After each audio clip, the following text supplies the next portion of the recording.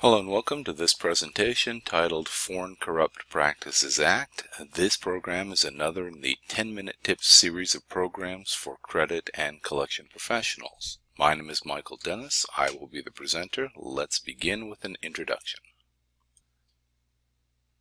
The Foreign Corrupt Practices Act, the FCPA, is a federal law. It was passed in 1977. It was passed in order to address bribery by U.S.-based companies. These are some of the U.S. government's justifications or explanations for the need for the Federal Foreign Corrupt Practices Act. The government believes that bribery is bad for business, and in 1977, the concern of the government was that corruption in the form of paying bribes by U.S. companies was being ignored. The government believes that sales should take place on the basis of things like price, features, quality, and services, not based on bribes. The government believes that bribery is fundamentally destructive to a free market system, and that bribery increases the cost of doing business internationally. In addition, the government believes that bribery of foreign officials affects the stability of foreign business relationships, and that more fundamentally, bribery is unhealthy for U.S.-based companies and bad for business.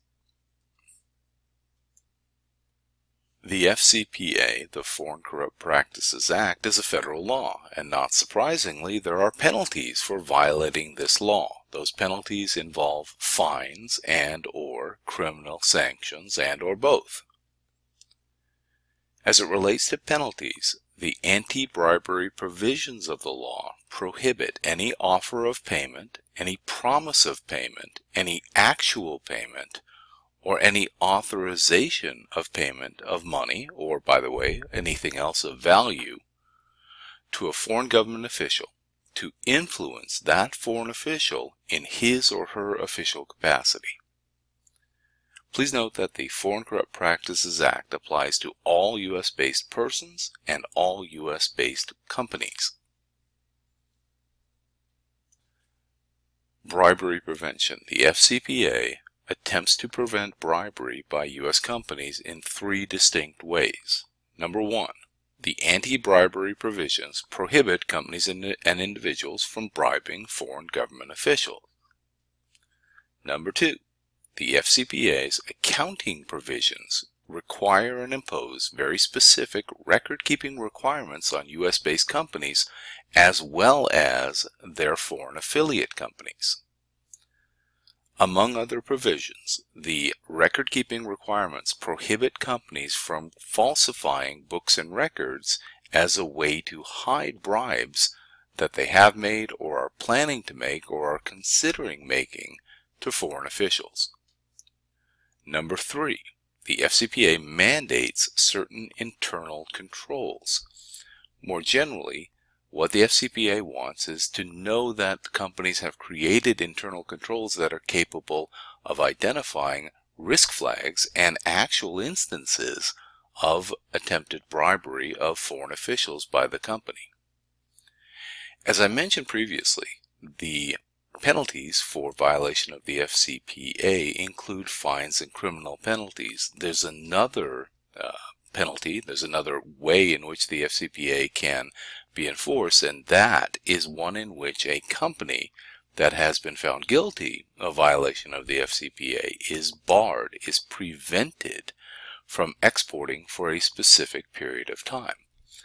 Now notice I didn't say they are prevented from exporting to country X, or they're prevented from exporting a specific product to country X based on bribery in country X. What I said was, your company, a company that is guilty of bribery, can be barred from exporting. It can be barred from exporting anything, anywhere in the world for a specific period of time. For all of the reasons that we've discussed on this slide, every exporting company needs to appoint someone in a senior management position who is ultimately responsible for FCPA compliance within that company. Payment to foreign officials. So it all boils down to the question of what constitutes a payment and what constitutes a foreign official. So let's talk about what the FCPA says with respect to payments to foreign official. It's any corrupt payment paid to a foreign official and any officer or employee of a foreign government, and that would include officers and employees of any department, any agency, any entity, any instrumentality of a foreign government. It would include payments to officers or employees of state-owned companies or entities.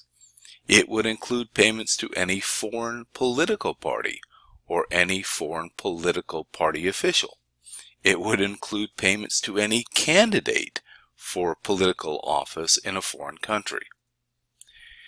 In addition, and more generally or broadly, it involves any corrupt payment made to any person while knowing that all or any portion of that payment to that person is being offered, given, or promised within one of the categories above as a way to influence that individual favorably to the company making the bribe.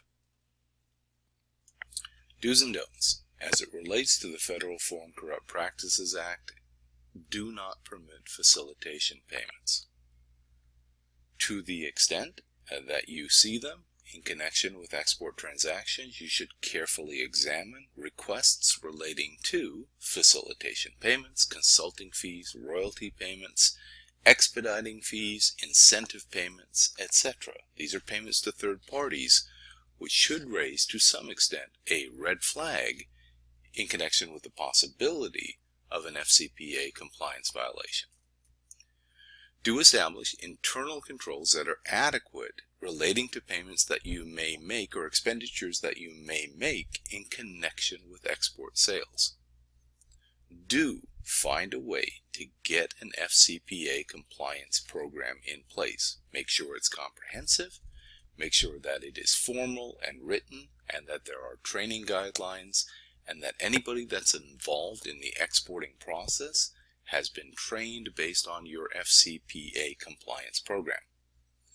And don't ignore red flags when you find them, if you find them, in connection with exports, in connection with the possibility of a payment being made that might have violated the FCPA. If in fact your company or anyone working for your company were ever in a position in which it were to find evidence of a potential violation of this federal law, I would strongly encourage you to provide that evidence to management, and that management and you discuss that evidence with your attorney. By the way, if you're interested in hearing the entire 1-hour presentation on the topic of the Federal Foreign Corrupt Practices Act and a compliance program that a company that's interested in exporting should have in place, please contact the Sponsoring Credit Association for more information. Thank you very much and have a great day.